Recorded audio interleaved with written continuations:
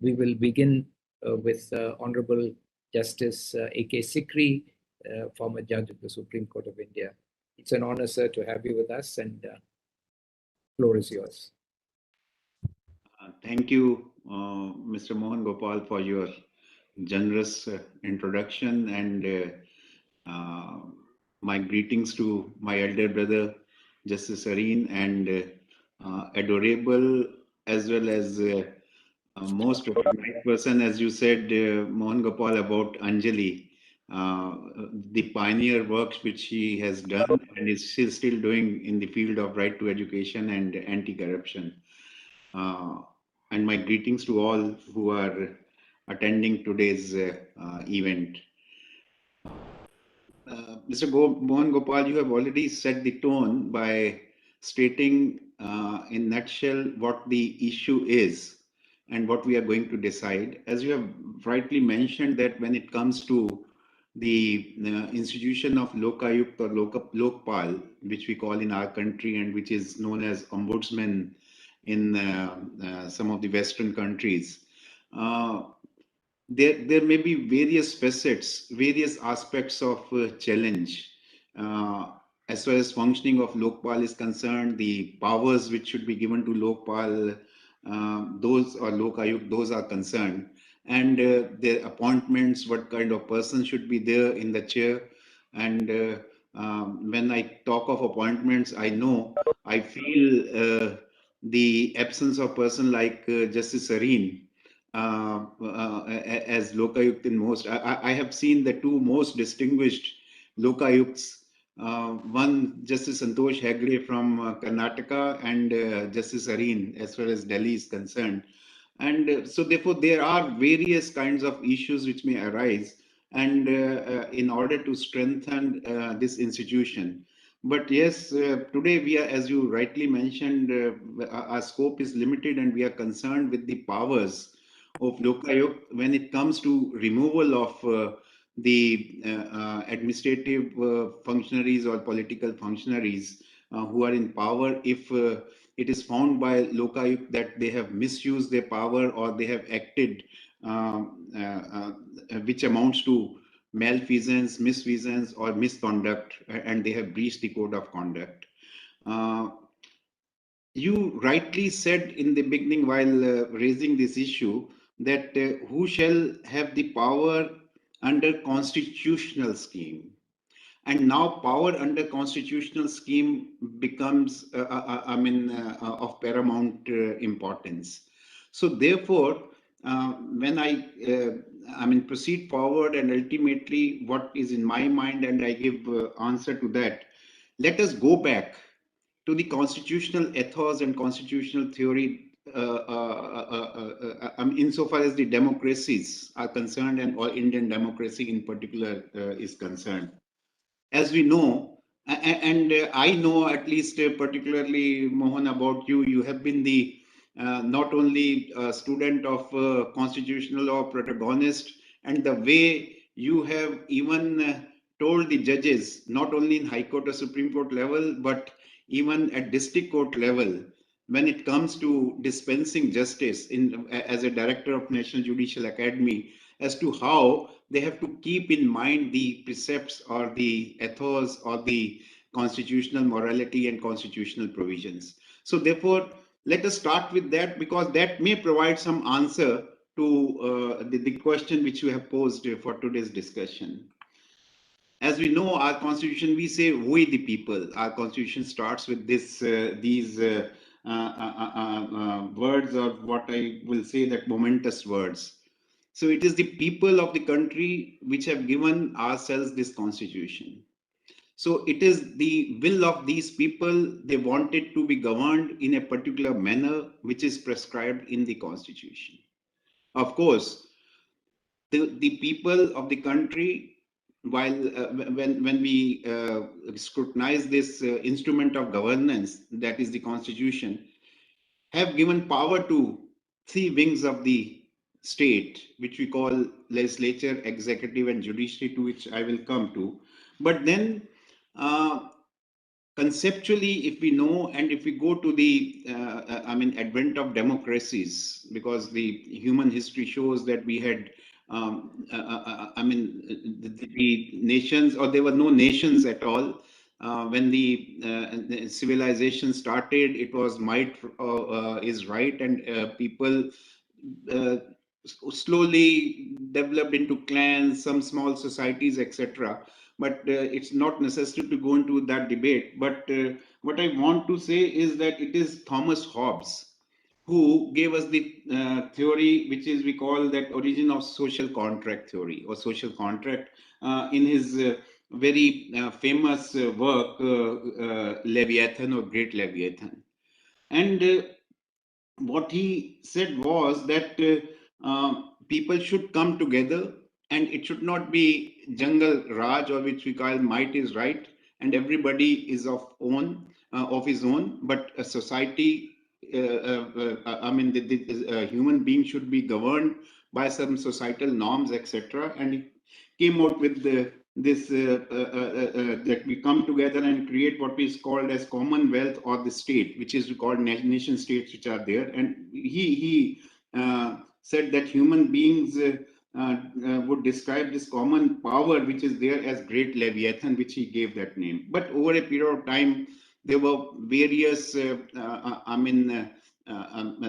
these thinkers and political thinkers and social thinkers had uh, given many improvements in this theory. And ultimately, what we today get is our modern transformed democratic state, where people choose their representative and give those representatives power to govern. So therefore, and that is what the essence of elections is, which take place in our country also after every 5 years, whether it is state or the center. And that is how those who are elected and the majority rules. But the question is that whether after coming into power, majority has the right to rule in whatever manner they want. Here constitution comes and the answer is no. Even those who are elected, they, it is the obligation of such persons to follow well recognized precepts, and it includes legal norms, rules respecting human rights like freedom of speech, equality, right to life, liberty, etc., and even right of minorities, adhering to the principles of democracy, and thereby giving voice to opposition as well.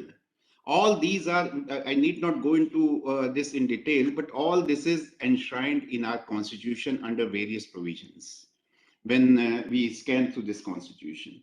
So therefore, what we call in political theory or constitutional theory, that there may be a formal democracy, that the majority will rule, but then in contrast with this formal aspect of democracy is what we call substantive democracy or liberal democracy. That means that the elected representatives will also adhere to the principle of constitutionalism, and this is what is known as limited government also as well. And in this, liberty of people is most cherished. Good governance comes automatically, that those who may be elected by the people, but a faith is reposed in those people or those persons to govern in a good manner, in a fair manner. It's not that they are given the power to govern, they can misuse that power. And they have to govern within the constitutional norms. If I give a simple example, if it is legislature and even it is given a freedom to pass any law, but then we have a federal structure where union list is there, so they cannot, the parliament today cannot pass law on the subject which is assigned to a state, or vice versa. Likewise, a law cannot be passed which violates any of the provisions of the constitution or fundamental rights of any person. So this is there. What I'm trying to say is that everybody, all the wings of the state, all three wings are governed by what we call rule of law. and they have to subscribe to the constitutional norms, which we call constitutionalism. Now, once we accept this, and then rule of law comes into being, and when we accept this concept of constitutional democracy, so therefore, a first fundamental principle in this context, which comes is, as I said, of good governance, that even the elected representatives or those who are in the administration, the executive, or even those in the third wing, that is those who belong to judiciary, judges, etc., they cannot act in a manner in whatever manner they want, not only within the powers, but for each wings of the state, there is a code of ethics, there is a code of conduct which is prescribed. For judges, there is a code of conduct. There are provisions for removal of judges. At subordinate level, it may be different, and at High Court and Supreme Court for judges, it is different. Likewise, when it comes to executive, and if they commit some misconduct, there is a code of conduct for the public servants, and which we call if that central civil services conduct rules, etc. And such rules, they may be for different organization, every organization. There is a code of conduct. Likewise, for parliamentarians or for legislatures. So everybody has to act within those, and they are not supposed to violate that. And if they violate, the question is, what is the remedy and what is to be done? Of course, there are laws. We have Prevention of Corruption Act. If somebody, some public servant, acts and commits an act which is a corrupt practice or corrupt, which amounts to corruption, he or she can be tried under that act. And for, as I said, that we have for civil servants, there can be departmental inquiry, they can be terminated from service. Likewise, it applies to judiciary as well. Well, the question that arises is why I'm saying, but in spite of that, as you rightly mentioned, even after more than 70 years, we are still struggling with, or we are battling with the menace of corruption in this country. And it is not only corruption, we have the cases of malfeasance, maladministration as well. We are not having that state of affair where it is a sort of good governance. Although a few days ago, a debate arose. Of course, it was not a big debate, but it arose and it died soon. When, but that is a matter of concern. When Prime Minister of Singapore in his parliament states that look and comments about Indian legislatures and Israel legislatures, saying that look how the things have changed, and even almost half of them are facing criminal charges. Those charges may be criminal offenses under IPC. Those charges may be of corruption as well.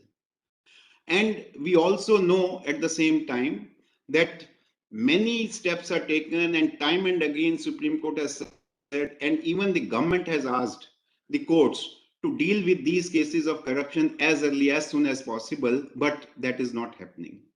Insofar as corrupt practices during elections are concerned, that the People Representative Act or the election petitions or election law thereon, it is becoming toothless, because there is a term of 5 years. Even a person has committed this what we call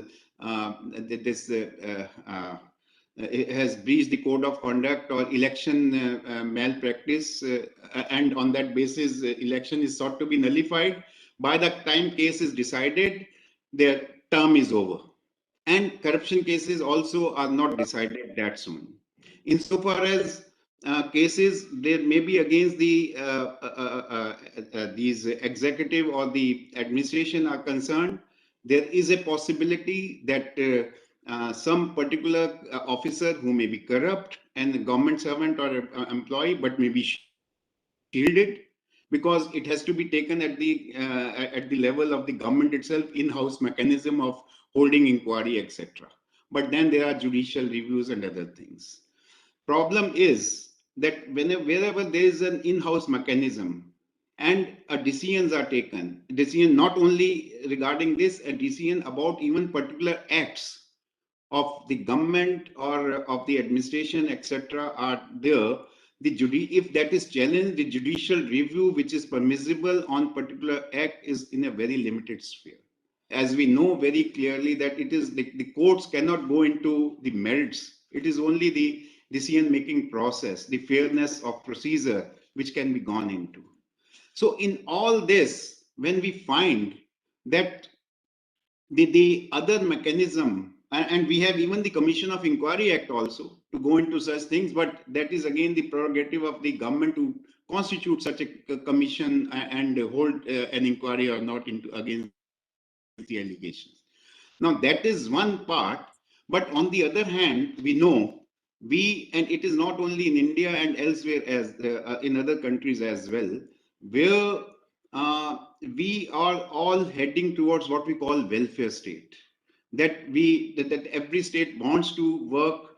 I mean, we would say social welfare or for the upliftment of the marginalized section of the society and the weaker section of the society. But then this has given tremendous and enormous power to the administration whenever there are such schemes which are floated by the government, and the way they have to, how they spend on these schemes, who are the beneficiary, etc., is all within the powers of the policy makers or the executor of that policy.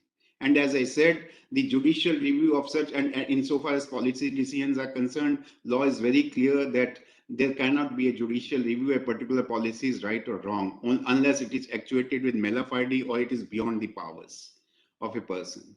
So therefore, in order to see that in this state of affair as to whether these functionaries, public functionaries, act within their powers or within the scope of their jurisdiction, or they exceed that jurisdiction, or their acts do not constitute misconduct or malfeasance or misfeasance or misgovernance, the institution of Lokayukta or Lokapal becomes very, very important.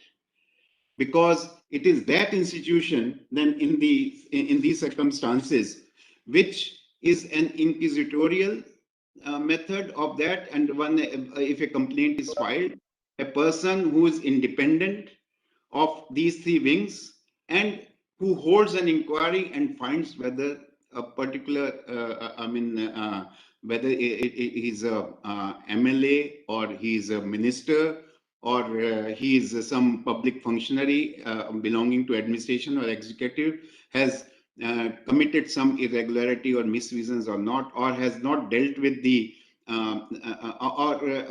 some individual is aggrieved by the action of the administration. So in such circumstances, the question arises as to what kind of powers should be given. Now we have, of course, Lokpal Now Act, which has come recently. And insofar as Lokayukta concerned, under different states, we have, because state legislature have enacted, different kinds of powers are given. Now, if, of course, thank to you, Mr. Mohan Gopal, which you provided that kind of summary to me, that the different legislations, there are 5 or 6 kinds of roles which are given to the Lokayukta, powers which are given.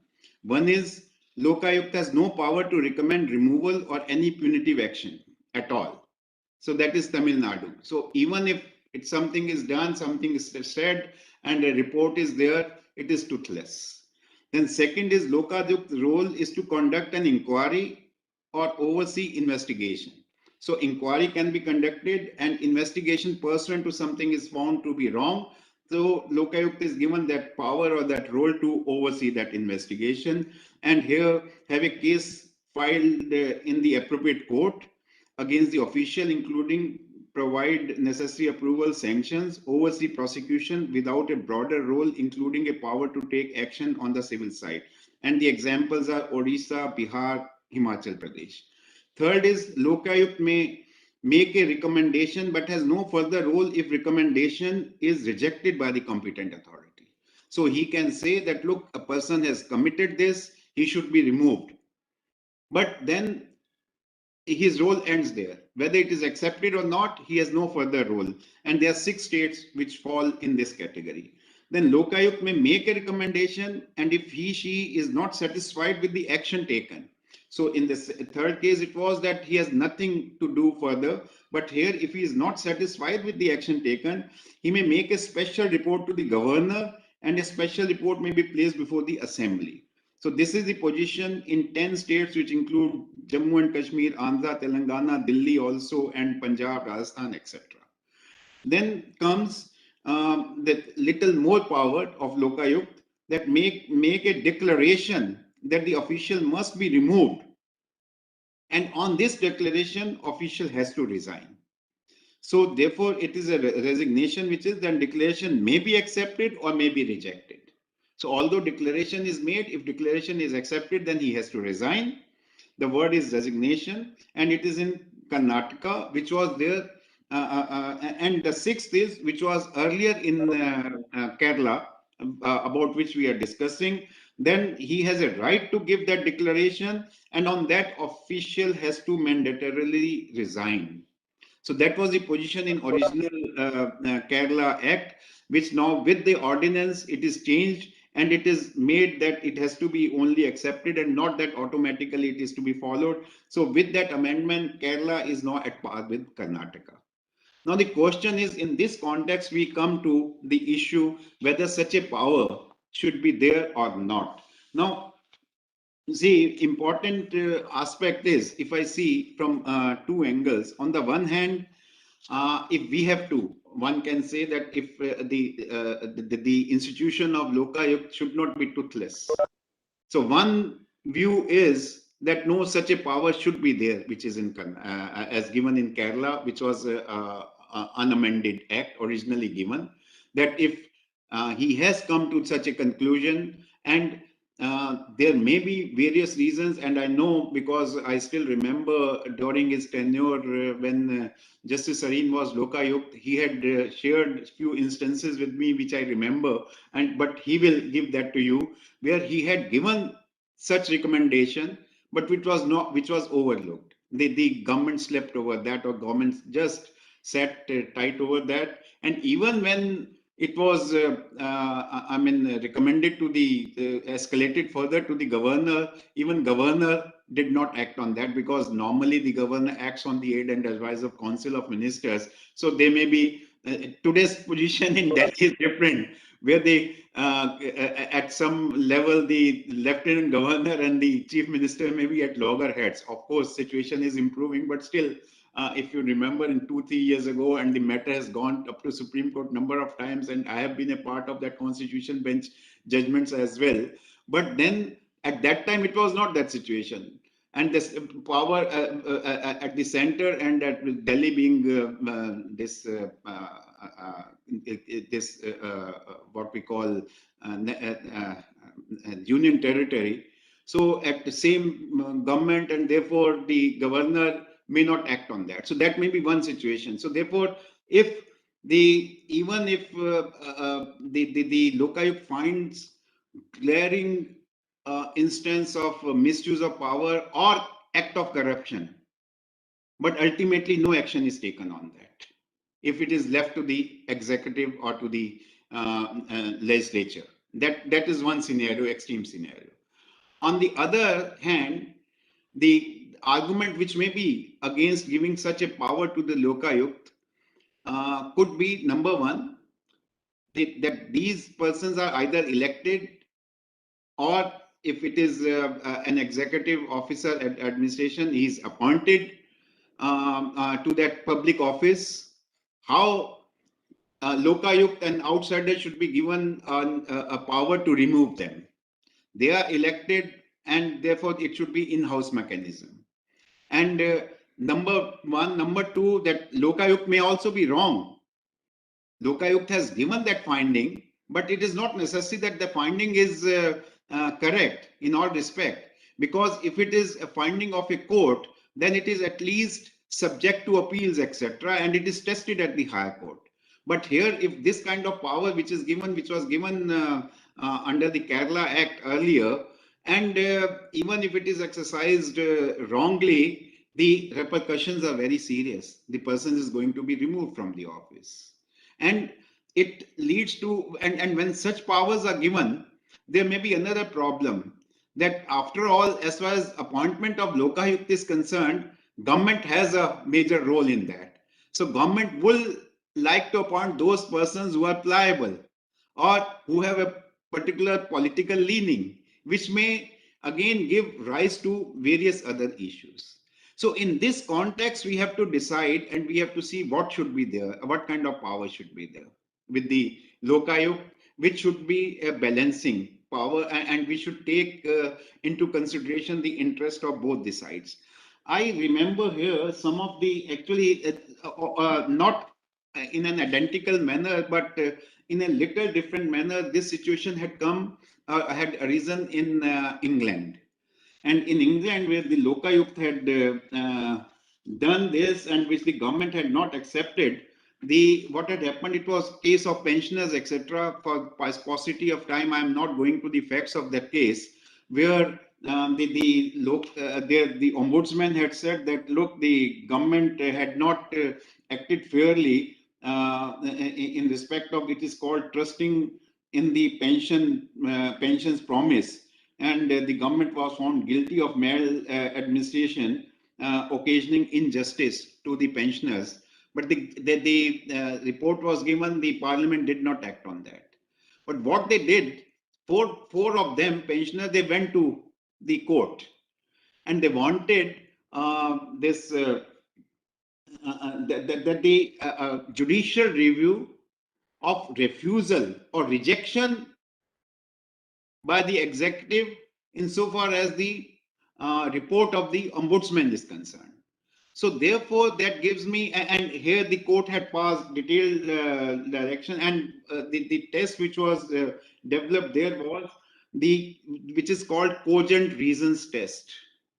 That is, once such a report is given, and if the executive or the legislature does not want to act on that report of the Lokayukta and wants to reject that, it has to give cogent reason for not doing so. Not that it simply doesn't do it and say that we are not accepting it. There should be valid and cogent reasons, and whether these cogent reasons are there or not, and what kind of exercise the judiciary is to take while undertaking judicial review, court is to take. They came out with the principle which they called, court is to engage in a careful examination of facts of the individual case in order to find whether cogent reasons are there or not.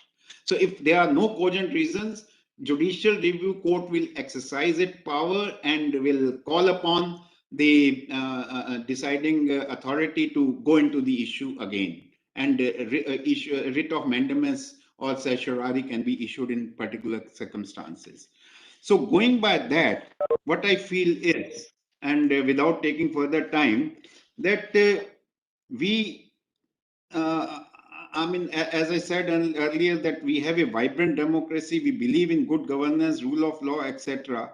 Now, in a case like that, if this kind of power is that the provisions are made, which may be of Karnataka, yes, I feel that giving such a carte blanche power, that on the basis of the moment Lokayukta has said, and the person concerned who is found guilty of corruption or misrule has to resign, that may not be correct.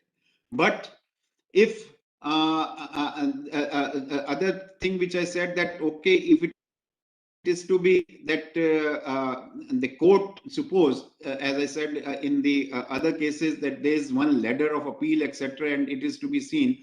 But if it is to be tested like that, that it should be only if it is approved by the court and the matter goes back to court, and again court takes 4 or 5 years, the purpose would be frustrated, which we have seen in the normal course.